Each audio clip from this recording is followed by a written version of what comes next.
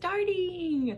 All right, welcome in, guys. This is going to be something that I'm going to do a little bit different from other shows that I've done in the past. Well, I guess not really other shows I've done in the past, because I've always, had video alongside, whether it's radio or live streaming or whatnot. I've always had not always, but for the past few years, I've had a video element to the shows that I have created. And since this is the second episode of the Scouting Report, my brand new podcast brought to you by bonjourwithblythe.com. You can check out all episodes on that website, which used to be the Guys Girl Show, used to be Helmets and Heels. Now it is Bonjour with Blythe, because life is all about pivoting and making transitions, and that's what we're doing here with this show. Hope to provide the audience with some business and marketing skill sets to navigate that, the wins and losses of the entrepreneurial experience. And with that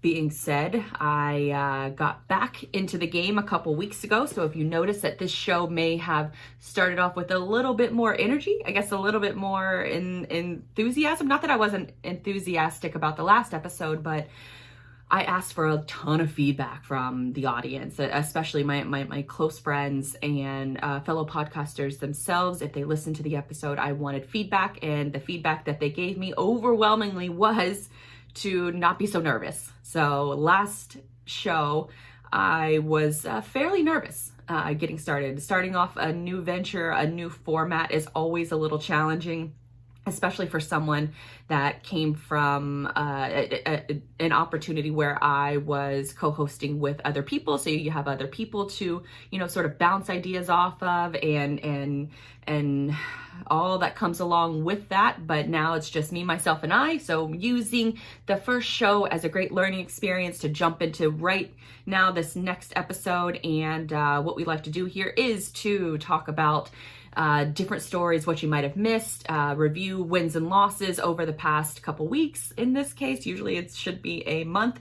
But with this show, I wanted to experiment with a couple different formats, and let's just jump right into the first story that we have. And the first story I want to get into is football related, because, I do come from a sports background. This is not a football specific topic, but it kind of is.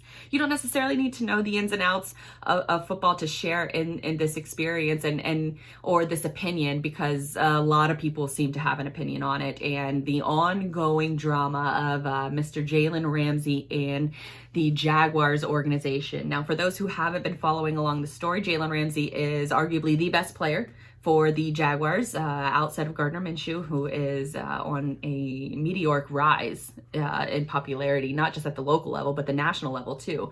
But Jalen Ramsey has been the best player on the Jaguars squad for a few years now, and he hasn't been happy with the squad so far this year. It's been a super weird start to the season, with the Jaguars now being at the a 2-2 record. We're even 500. We are tied with everybody else in the division. But Jalen Ramsey wants out. He doesn't want to be a part of the Jaguars. And there's been a few instances as of late where it was just a really weird week. And a week after he requested a trade, which was after a terrible loss, but Jaguars went up to Denver, beat the living snot out of the Broncos in the second half, at least, not on the first half, but in the second half they came back and won. And Jalen Ramsey did not play that game. And he did not play that game because he has, it's quite a week for him. So he was out sick on a Monday. He called in sick. I didn't honestly know that football players called in sick for work, but I guess it makes sense. So if we're following the timeline appropriately, the Jaguars lose to the Texans on Sunday, and then on Monday, Jalen calls in sick. He has flu-like conditions. I think it was a stomach flu. So the Jaguars team doctors hooked him up with an IV, got him all squared away. But then Wednesday comes around, and he leaves the facility, or he leaves the Jacksonville to go be with his baby mama, birth of his second daughter. And so he leaves the team indefinitely for that, as he rightfully should. And then he was also sick at some point he was sick, but also injured. all during 1 week span. So it's really one of those situations where it's like, is he faking sick or is he not? Does he really want out of Jacksonville that bad? What is he really doing here? But he's the type of player that also is someone who refuses to miss a game. And if he can be out there on the field with his guys, I think that he's the type of player that will do everything in his power to get out there with his guys.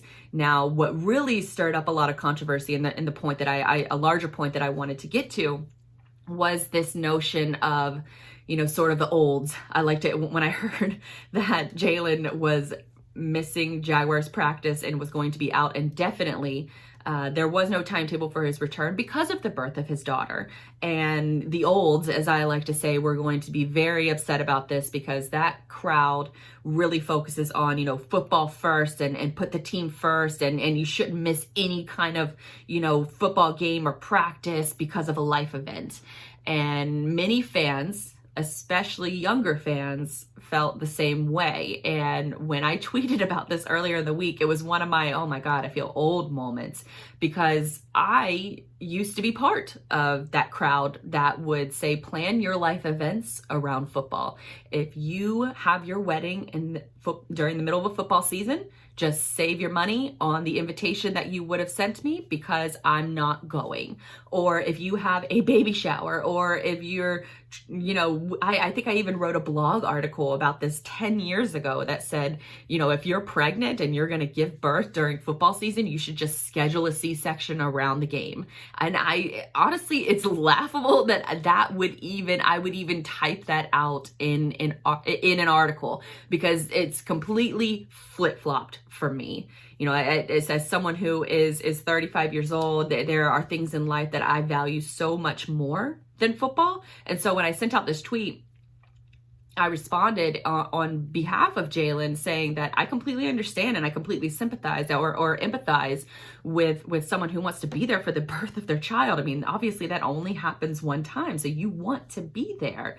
And for me, in my personal situation, I have missed important events. One event in particular is I have a close girlfriend who got married, and she got married on a Saturday night, as most couples do. And since this was a few years ago, and I was working during the season at that time, and I had to, be downtown covering the Jaguars first thing in the morning. Our show started at 8 a.m. and we were on from 8 to 10 a.m. So the logistics of me going to a wedding that was also located a few hours away, the logistics of me going to a wedding that night, knowing how much they party, and then driving back to be bright and chipper and have, great enthusiasm, as hopefully I have for this show, but to have that sort of great enthusiasm first thing in the morning, you can't really do it when you go out the night before.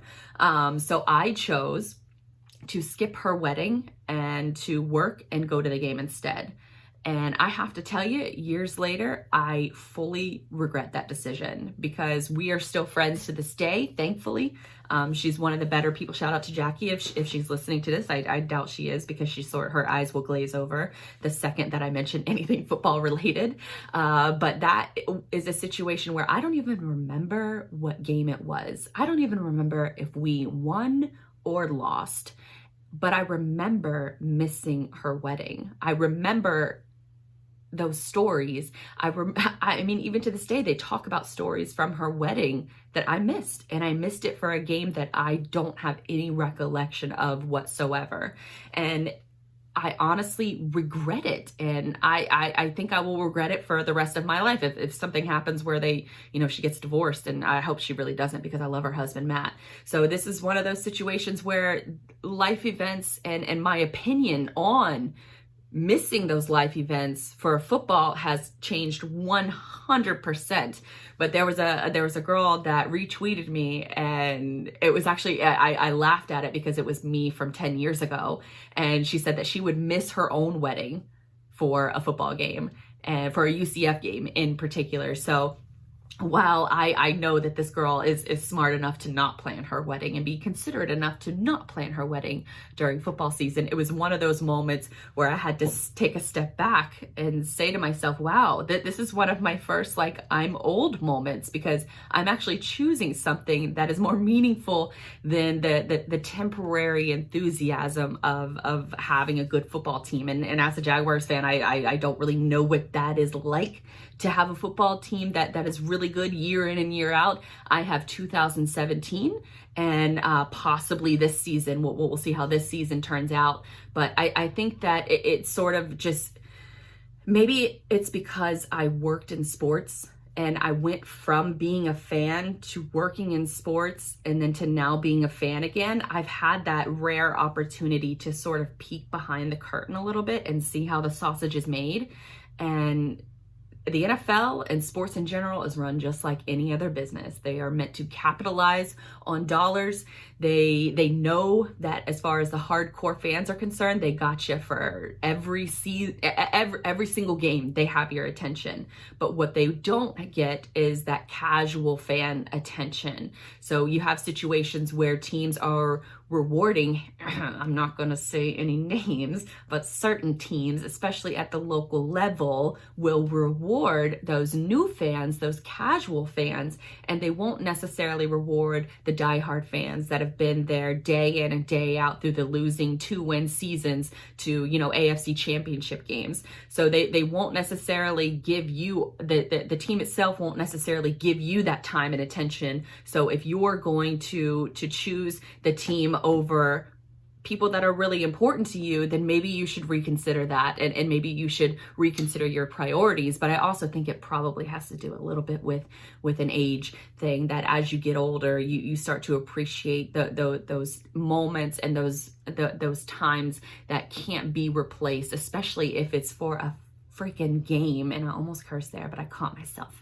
So my grandmother should be really happy about that.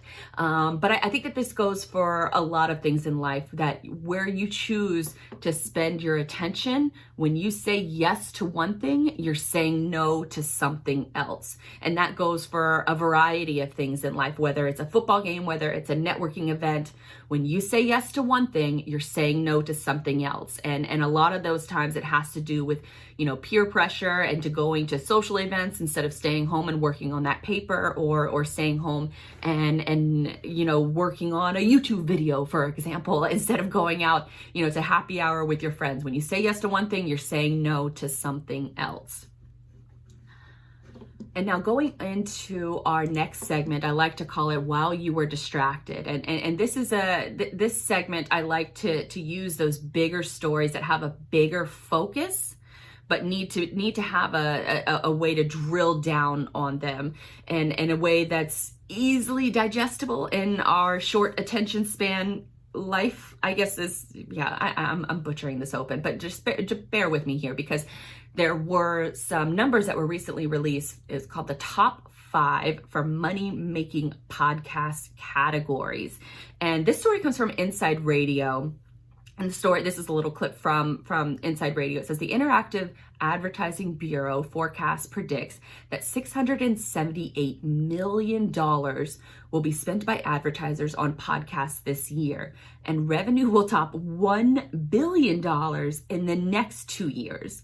But where are those ad dollars being spent? That's what the team at Voxnest set out to investigate as it examined which categories of podcasts that are capturing the most ad dollars among shows that are part of the company's network. So Voxnest is a podcast network, and they have a lot of shows on their platform. And so they did this study on where the ad dollars are being spent within their own shows. So this isn't, sort of widespread, but it is a good indicator of how these networks are evolving and how the ad dollars are being spent, because as sort of a golden rule in life, follow the money. And if you're following the money, then it will tell you that out of these big 5 categories, sports leads the list with nearly 29% of the advertising dollars spent. So keep that in mind. Revenue is going to top $1 billion in the next 2 years, and 29% of that ad spend right now is going to sports focused podcasts. Now, next up on the list is history takes up nearly 9%. With most of these, I thought this was fascinating, most of the active users for the history category, they start listening around 10 p.m. at night. So that sort of hints to the fact that people are trying to maybe learn something right before they fall asleep, or maybe they've just been digesting so much information throughout the day that they're just ready for a little bit of a release. So the history portion of this list takes up 9% of the most ad dollars being spent. Now, in this graph, they also showed a few other smaller categories. So comedy podcasts made up 4.3%. Politics takes up 7% of that ad pie. But you have to also consider that this is just the 7% number for politics is just for this year. That will likely increase next year with the election and, obviously the 2020 election with the primaries and the actual real election a few months later. Now, two other categories take up a significant interest take up a significant portion of this pie. Now, they had a culture category, which took up 17%, and then others, a quote unquote others category that took up 33.4%. Now, I reached out to Voxnest, who conducted this story, and I asked them to sort of elaborate on what, the category of culture and what the category of others is referring to, because I wanted to know what my podcast falls into. And this being a business marketing focused podcast, then I wanted to know where I fall into this. A little bit of sports here and there, but not something that I would call this a sports show. It's never going to be a sports focused show. It's going to have sports tidbits, but not a sports focused show. So between sports history and comedy and politics, those are the only named categories on this pie chart. The other two were culture and others. And the other category includes things like entertainment, business, news, which is probably me.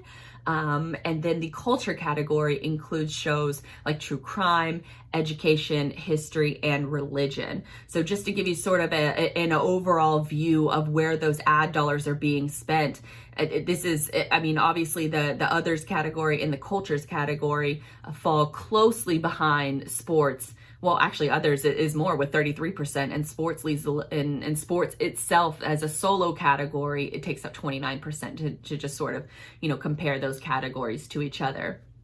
So if you're focused on where the money is being spent, it's in those main categories. So I think if you're somebody who has a show of their own or thinking of starting their own show, that is really good news to hear, because podcasters are especially people who listen to podcasts, it's been proven that they are some of the most loyal audiences, and they're the most dedicated listeners as well, meaning that as soon as you drop an episode, you have an audience that is extremely loyal to you, as long as you're following standard content guidelines of, a regular content schedule and things like that. But then it sort of leads me into my next topic. And it's, I think, what a lot of content creators struggle with, podcasters included, video vloggers included as well. And it's been a recurring theme that I've sort of had to answer over the past few weeks, whether it's at, networking events or just simply talking with friends. And it's how do you go about creating content? But now we have, and I don't know if many of you are familiar, I'm sure most of you are familiar with a gentleman by the name of Gary Vaynerchuk, Gary Vee. He is a very famous entrepreneur. He builds businesses out of scratch. I have followed him for a while, and he's more of a, I would say his public persona is more of a motivational kind, but it's motivational in a sense that he's a realist, and he has an insane work ethic, and he pumps out content like it's nobody's job, and he's somebody that I have followed and I have admired for a while. Actually checked off the bucket list earlier this year when I got to see him speak live at Freight Waves conference up in Atlanta. And when you see him in public, and you probably wonder, how does he create so much content? Because if you pay attention to his social channels, his blogs, emails, he is pumping out content left and right. But I think so many of us struggle with what to create, when to create it, and how to create it. So I'm going to play a little clip from a video that was just released by the Gary Vee team titled How We Created 7 Million Extra Views. And it goes back to the idea of documenting and repurposing content. So before we go into explain how we use the content model, I actually want to explain what the content model is. So the content model is actually a pillar piece of content that we use to break into individual smaller pieces of content. We use the pillar content to reuse, reshape, reformat so we can fit into different platforms. Now the content model itself is actually available to everyone right now. It's a free 86-page deck that is available on garyvee.com/content model. So now we're going to dive into how we use the content model and how you can use it as well. Buying the New York Jets is my ambition. The process of trying is my happiness. So for this clip, we actually had 4 titles that we, meaning Gary and the team, came up with. When we presented on Twitter, we actually showed a raw clip with subtitles on it. Over 50% of the audience don't listen with sound on. So this is the first way that we engage the audience. Second, we actually use the poll options on Twitter, which has a 25-character limit, and we presented the 4 titles in a sequence, and then we let the community choose which title they like best. By engaging our audience, we're able to create a ripple effect among our community. 1, they get to participate in creating content for Gary, so that hypes them up. 2, we give them early exposure to the piece of content. So when the full thing comes out, which is the full pillar content, people will feel more excited and more familiar with that piece of content. And 3, it helps our audience feel special because this is actually an exclusive piece of content that we haven't shown to anyone else. Now, if that isn't, the best advice, probably not, I don't want to say the best advice, but it's damn good advice and it's so practical too. I mean, they talk about in that clip about documenting. So creating a podcast, creating a vlog, and that is considered your long form content. But then you take that clip and then you create something else out of it. So you're repurposing that content into an article, into a meme, into quotes, images, and then you use all of that content to distribute the end goal, the end CTA, or the call to action. And it's LinkedIn, it's Facebook, it's Instagram, it's email. You're using those as a end goal channel to direct traffic back to your website and a property that you own, or through your social channels.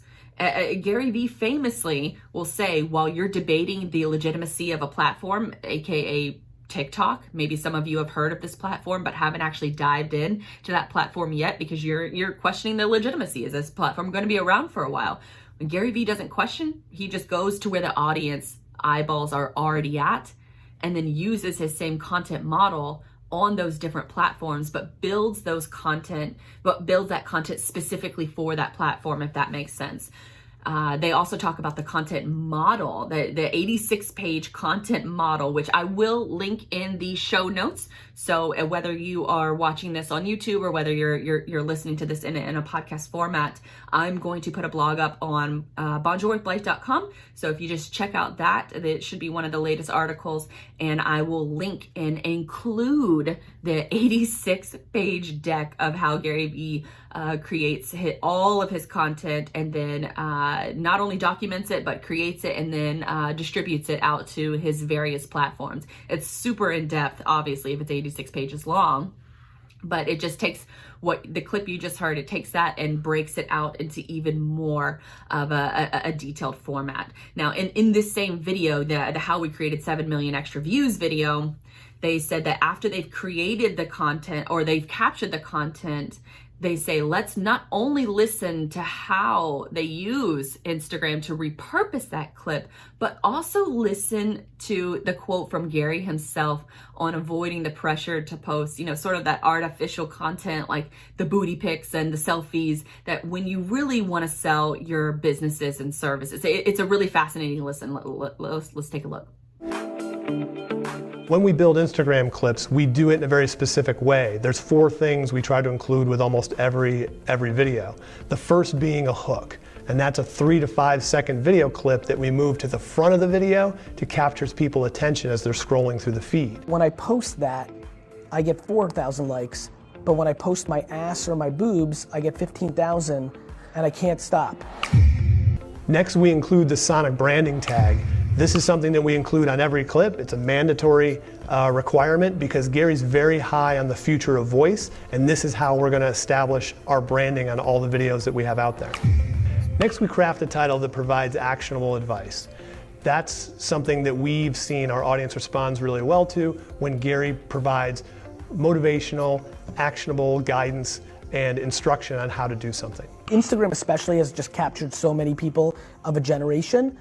They literally post to maximize likes. They've killed their own creativity. People start creative on Instagram when people start following them, and then they become a robot of the machine because they know it's, do you know how many attractive women, young women, ask me secretly, like at a conference or in a DM of like, I really know a lot about health and wellness, but when I post that, I get 4,000 likes. But when I post my ass or my boobs, I get 15,000 and I can't stop. And I'm like, okay, how about not having your self-esteem wrapped up in how many likes you get on Instagram? But it becomes the machine. Our call to actions are really important because it is the closure of that video, and we really hope that users, after watching this video, will take action. It's the core to every message that Gary has is to do. So we try to close with some specific direction as to what you should be thinking about or doing next. Now that end clip takeaway there is the key to stop pandering to the like machine.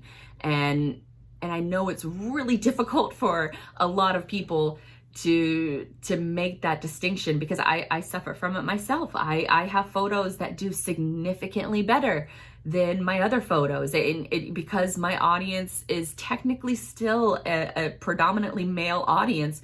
They don't like seeing pictures of me and my boyfriend. They don't like seeing, not necessarily, they like seeing pictures of my work. They like seeing me at sporting events. Those are my photos that get the highest engagement. But I think, and I just mentioned this, that Instagram is going to start hiding likes. They've already been doing this in other countries. I think Australia and the UK, maybe a couple other countries, but they've started to hide likes. And the reasoning behind this is that they think that the like count affects people's mental stability, anxiety. It creates a lot of posting anxiety. And I totally get it. It's one of those things where you find yourself starting to think about, okay, well, I'm not going to post this right now because if I post it tomorrow morning at 10 a.m., that's when I'm going to get the most engagement. That's when, even my Instagram insights tell me to post on a Thursday at 10 a.m. because that's when my audience is most online. But if you remove those likes and you remove that pressure, I think what you end up with is people posting more to your platform. And I think brands are still going to be able to see you're still going to be able to see your likes. Those are the early reports that are coming in, is that you can still see who likes your photo and you can still see who interacts with it. Comments aren't going anywhere either. So it's probably going to place a higher importance on the front facing side to more engagement, more comments, and saves. You're still the only person who can see a save, but on the flip side, you'll still be able to see comments, as far as like being the public form of that post. You won't be able to see the likes. You'll be able to see the comments, but you yourself, on any picture you post, you'll be able to see everything still. It's just only limiting those likes to other people. And it goes back to the story that I heard a few months ago when Instagram first announced this, is that when part of the study that made Instagram change their mind on this is they had people who were born in the US studying abroad. And what they would do is, this one girl in particular, she would set an alarm for like 4 a.m. so she could post to her Instagram account in US time. So that way she would get the maximum amount of engagement, and then she would go back to sleep. So she would legitimately set an alarm in order to post to her Instagram page in order to get the most likes. And with Instagram removing the likes, I think it's going to help tremendously with people posting more authentic content, and if you are one of those, the lucky few who are smart and they have, a message to share in addition to being attractive, I think that this is going to be sort of that next step, that next phase for you to say, well, maybe I won't post the booty picture today. And if you do want to post a booty picture, post it. I mean, no, obviously no one's going to stop you.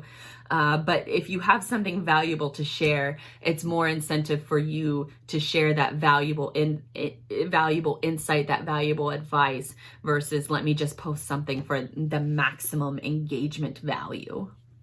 Going into our next segment, we're going to talk about reviewing the tape. And with this portion, what I like to do with this part of the show, I like to go over what I've done over the past month and where I lost, where I won, and hopefully you can have some of these tips as key takeaways so you can avoid my mistakes and instead increase your pathway to success. But this is a safe place here, safe space, and I like to share my learning experiences. So I would say one of my first learning experiences, and I would say this is a loss and a win, both at the same time, because I went into this earlier in the show, that my first show, solo hosting, I was very nervous, and I know that you could tell in my voice. Hopefully, this time around, I sound a little bit more lively. I sound a little bit more like myself, and I feel like myself with this show too. And I feel like I got there with the last show, but this was the first time in a long time that I was like, oh my God, today I get to put together a show plan. I get to put together show notes, because back when I did a Tuesday night radio show, my whole Monday was filled with just finding cool stories and, what my unique angle would be on these cool stories, what I think my co-hosts would say about them, and,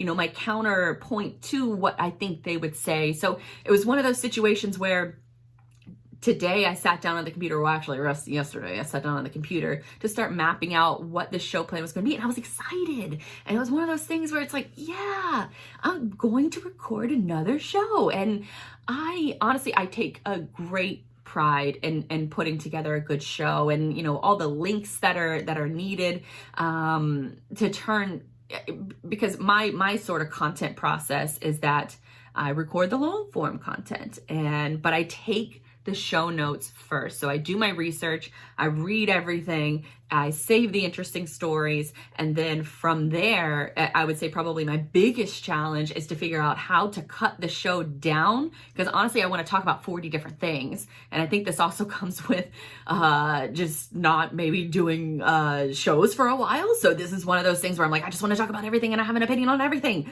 But for my sake and your sake, I try to cut it down into that I would say my biggest challenge and probably my biggest L right now is to cut out the topics that probably don't make sense for the overall theme of the show. So I did take out a couple stories that I wanted to include, but maybe I'll include them in the future.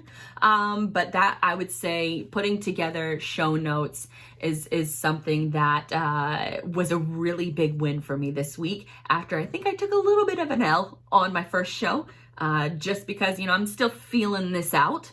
It's a new thing for me, but I'm hoping with every show and with your guys' help, I can get a little bit better. I can make it more interactive. You heard some audio clips earlier. So I'm hoping that will help break up hearing my voice over and over again for, 30, 45 minutes. So thank you guys for hanging with me on the first one. That was definitely a big learning experience. But it was also a learning experience because I posted that show the night before we had our third quarter podcasters meetup here in the North Florida area. And we had close to 50 people show up for this meeting. And I'll have a full video recap and takeaways for that in a separate show that'll be posted up on bonjourwithblythe.com. But I just want to give a quick shout out to the Buzzsprout team for hosting us, because I consider that meetup a big win for us. It was one of those situations where we had podcasters that have been with us since the very first meetup, when it's just in, like a local dive bar. And here we are at the beautiful offices of Buzzsprout, which if you don't have a podcast host, or you're looking for a host, or if you're looking to transfer, they're not paying me to say this, but you should absolutely go and check them out, buzzsprout.com, because I have been with them for years. I love that you can push out all of your show to all of these different platforms: Spotify, iHeart, Stitcher, iTunes, of course. Google Play Studio, basically any kind of podcast reader that's out there, Buzzsprout will point your show to those different platforms. And then it's really affordable plans, and they also have some really cool things in the works. One of which is it's a better advertising experience, because with the numbers that I mentioned earlier in the show about how many ad dollars are being spent, the majority, I would say close to 50% from that study of those ad dollars that are being spent, they're being spent on those annoying ads that are auto injected into a podcast. So if you ever notice, if you're just in the middle of you've set up a good groove, you got a nice podcast on, and then all of a sudden like a Geico ad comes on, and it's like, what the hell? I'm trying to enjoy a show, and then all of a sudden an ad comes in and slaps you out of nowhere. It's a bad it's a bad listener experience, I should say. And those ads don't perform well for it's annoying to your audience. I think it's lazy. I can't stand them. I think it's a terrible listening experience. So, but Buzzsprout, going back to my original point, Buzzsprout is working on a program that they're going to be releasing soon that will be able to connect podcasters with advertisers so that they can do what's called a live read. And a live read is one of those advertisements where I could be talking, just as normally right now. And then at the end of this segment, what I would do is, hey, I want to tell you a little bit about this mattress company. It's mattress company and Geico are probably the most commercials that I hear on a regular basis. But if you're doing a live read, that's a situation where you can broker a deal with an advertiser that makes the most sense for you, makes the most sense for your show, and it doesn't annoy your listener, and it's more likely, it has a better conversion rate. So Buzzsprout is taking steps in those directions where they're putting the podcaster and the content creator first. And when you put the creator first, especially the creators that put their audience first, then the advertisers that will follow those shows and those people make for a better user experience all around. It's more, the ad dollars are spent more wisely. The user isn't annoyed and immediately switches to the next podcast because they're tired of your stupid commercial. It's one of those situations where it's a better situation for all parties involved. So Buzzsprout as a whole is a great company if you're looking for a hosting provider. But we had our meetup there, and it was really, really, really, really cool to see all of the shows, especially at the local level. I didn't know so many podcasters were known in Jacksonville, but it's really, really cool to see and to network. So I would, if you're not located in the Jacksonville area, I would see about, finding a local group in your area, because it really is one of those situations where a lot of the times as content creators, especially as podcasters, we're sort of, we feel like we're on an island by ourselves, and we're doing a show by ourselves. But when you can meet up with other like-minded people who are facing the same challenges and want to have the same aspirations as you do, it's really, really, it's almost like a creative kick in the ass that you need. It was definitely for me, because I pushed to release my first episode the night before, and I think I needed that event in order to push me to make that episode, because without that event, I'm not putting out my first episode a couple weeks ago, and then I'm not sitting right here and making my second episode that's just, a little bit better. And it's a little bit better because I got to meet up with other like-minded people. Another situation where I would consider this a win, but it could have been a big loss. Now, this Hive Con is, if you listen to the last show, it's a group of local content creators / influencers who are primarily focused on, I would say, Instagram. And what they did with this event is they had brands come together, people who worked at marketing agencies, and some of the top content creators in the North Florida area. They all came together. I would say there's probably about 50 of us that were there, but I was invited to speak. But I thought this was going to be a situation where I was speaking in front, holding a mic, speaking in front of, seated people, a traditional speech, So I prepped all weekend for this speech. And then I show up, and it's pretty clear that that's not going to be, the lay of the land for this particular event.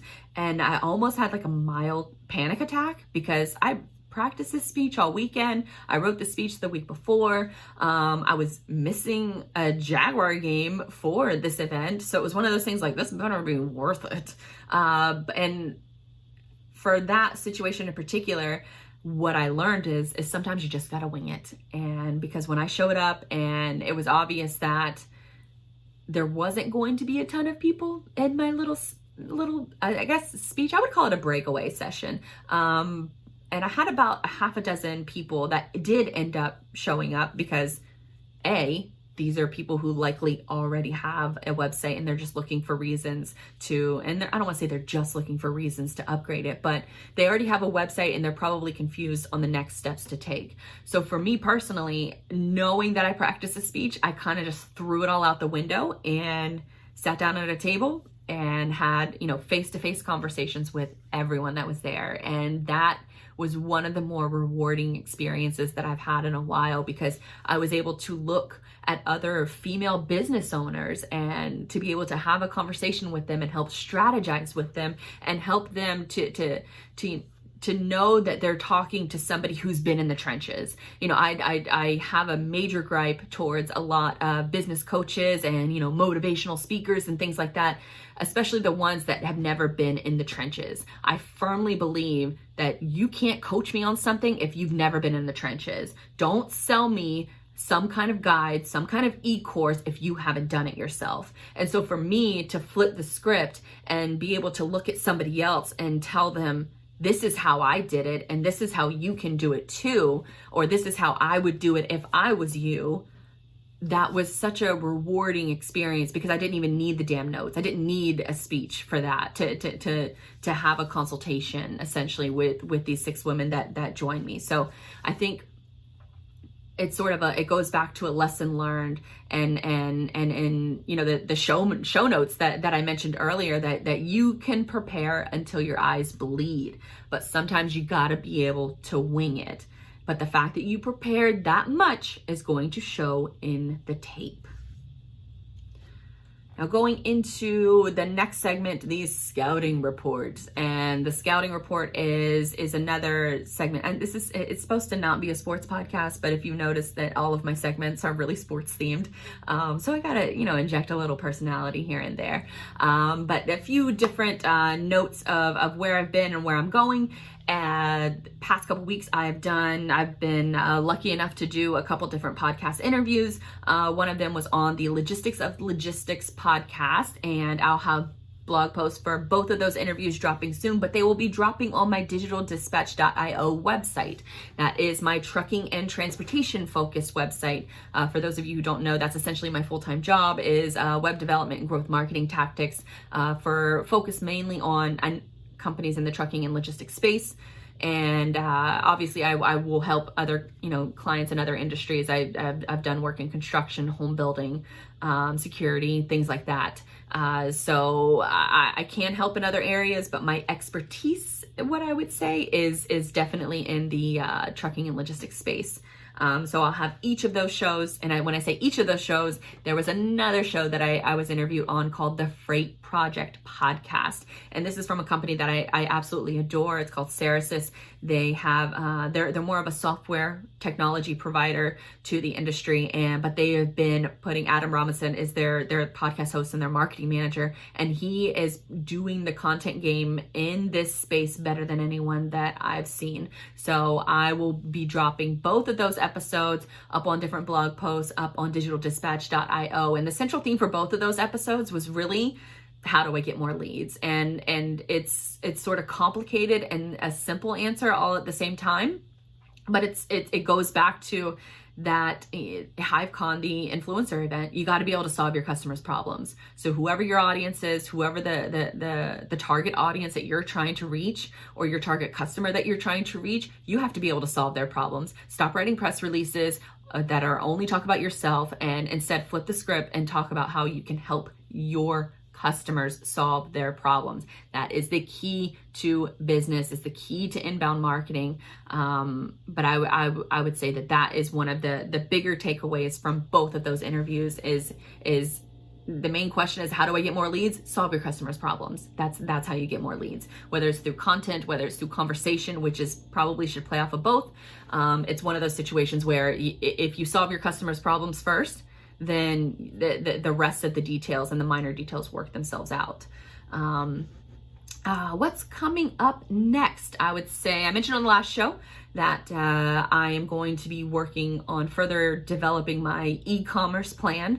Right now I have a store that was added to my website, but it's more on the client facing side. It's not on the public facing side yet.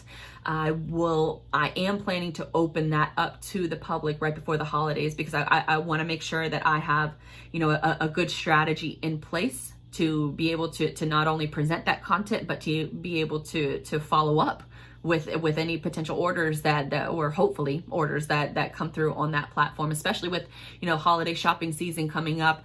I highly doubt that people are going to want to purchase a website product, but maybe that's a good investment. If you have a son or daughter and they have a colleague or a spouse or something, and they want to pursue a business, an e-commerce business in particular, or start their own brand, a website could be a very good Christmas present, if I do say so myself. But I also wanted to target those New Year's resolutions. I know New Year's resolutions, that they get a lot of flack because nobody ever holds to them and things like that. But that's also a very motivational time, and what better time to get your business and get your strategy up off the ground than with your own website. So that specials for that, and I will be releasing those out here right before the holidays.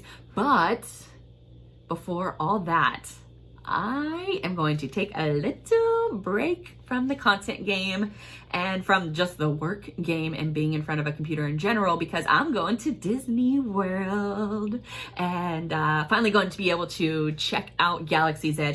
For those who don't know, I'm a huge Star Wars fan, and they opened up in Anaheim. They opened up a section of the park called Galaxy's Edge up in Anaheim first, and then recently, I think it was late August, Galaxy's Edge opened up in Disney World in Orlando, which is a couple hours away from me. And I purposely planned on waiting until the crowds died off in order to go. Like, I planned this trip to go from a Tuesday to a Friday so I can avoid the crowds as much as possible. But it turns out that both of these lands, I guess, haven't had the high crowd anticipation like they thought they would, if that even makes sense. But the crowds have been lesser than what they thought they would be, and partially because the main ride attractions haven't been opened yet. Now you have Smuggler's Run, which is it's almost like a glorified simulator, but it's in the Millennium Falcon. So as a Star Wars fan, that sounds fucking awesome to me.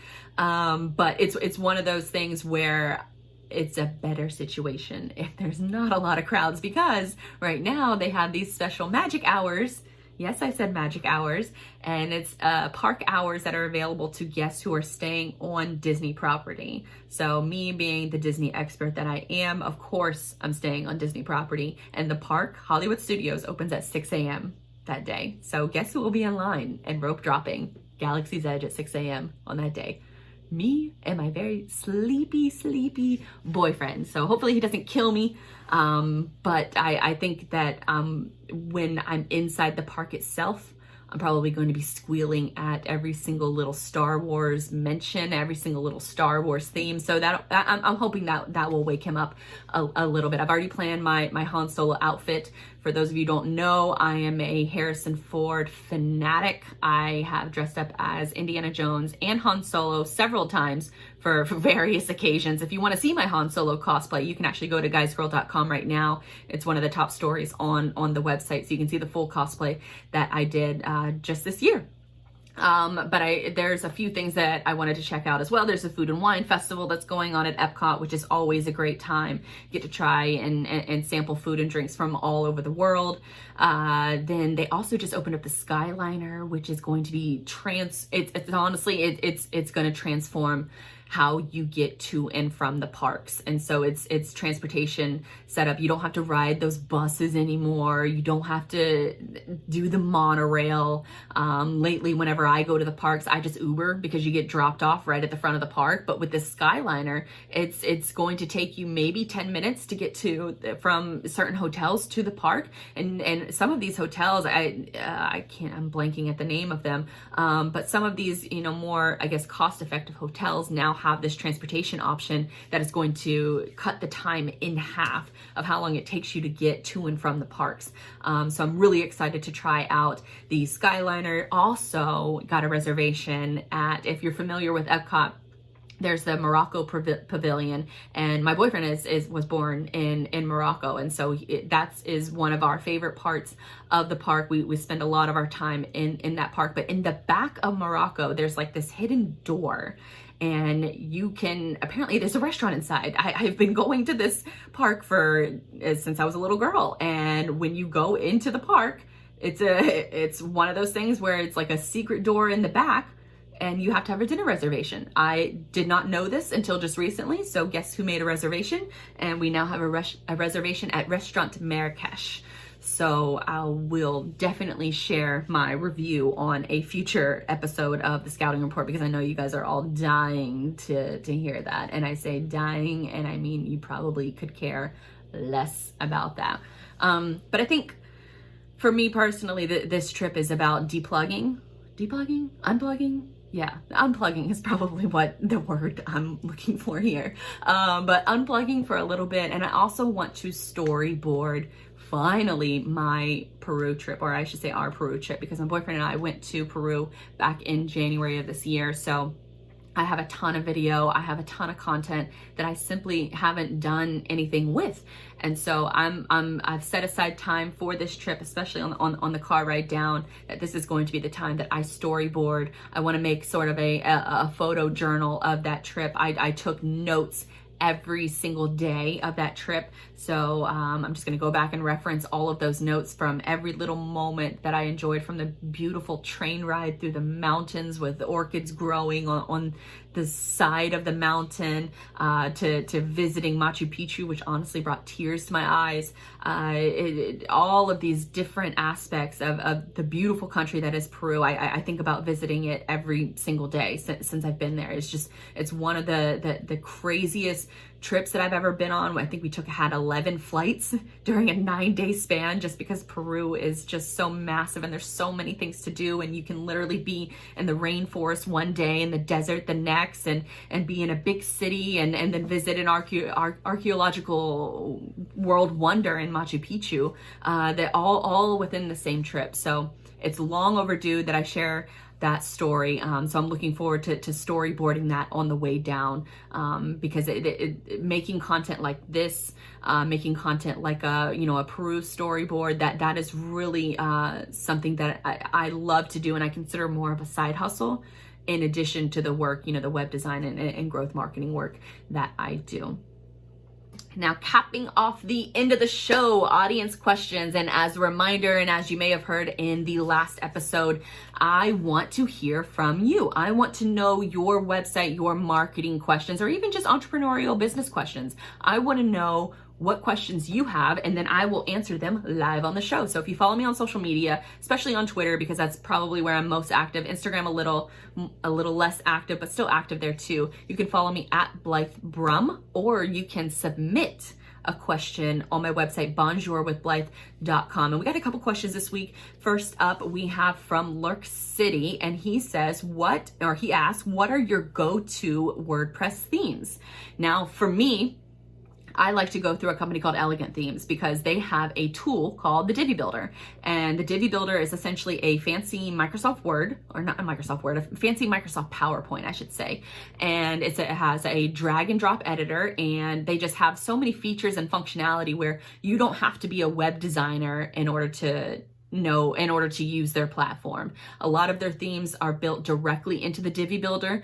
They have templates and a template library with, I think it's more than 140 different page layouts, all of which you can add to your site, all of which they're free. Well, not technically free. I mean, once you pay for your Elegant theme then you're getting the Divi builder and then you have access to it. But a theme will run you maybe 15 to 20 bucks one-time purchase. And then after that, you can just use that you have access to the Divi builder, and they're constantly adding new content in there, and they're just overall functionality. So I would highly suggest to go with elegant themes and use the Divi builder, because they're one of those with a lot of, I would say their competitors. Visual Builder is another one that I've used in the past. I didn't like that one as much. Divi Builder has a much more of a friendlier user experience, I should say, for somebody like me. If you go to the bonjourwithblythe.com website, if you check out the podcast page, I just redid that page based off of a template that was in the Divi library. So I selected it, loaded it up on my website, made the tweaks where I see fit, and the best thing about it is that not a lot of website editing used to be on the back end, so you're looking at code and you're not exactly sure how it looks on the front end. The cool thing about Divi is that they have a front end builder, and so that way you can edit the size of the font, you can edit the text that's on the page, and you can do it and know how it's going to look instantly on your website. So if you need a go-to, WordPress theme, start with elegant themes, use the Divi builder, and I promise you're not going to regret it. Now, the next question comes from Brian, who writes for a site called Big Cat Country. He says, what would you say are the most important core technical competencies for digital marketing? And he adds in some context. Someone completely new to the field, should I be proficient in certain applications, knowledge of any programming scripting languages?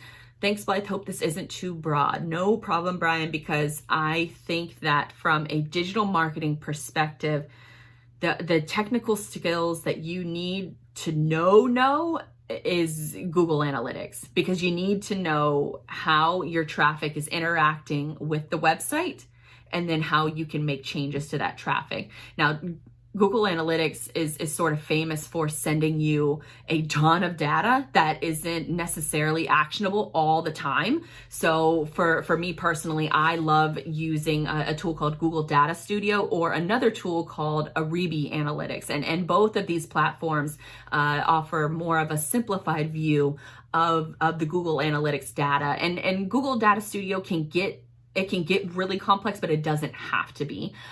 So it's one of those tools that you sort of, there is a little bit of a learning curve, but I would say knowing inbound marketing practices and methodology, knowing how to get visitors to your site without, doing spammy things, and then knowing how that traffic is interacting with your site is key to digital marketing.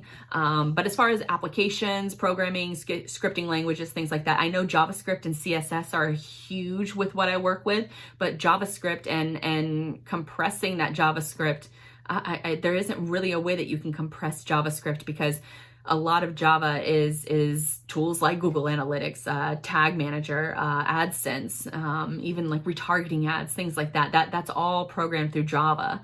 And it's also one of the biggest hangups for a lot of websites and what makes them a little bit slower. So if you're looking for languages to focus on, I would probably suggest both of those two things.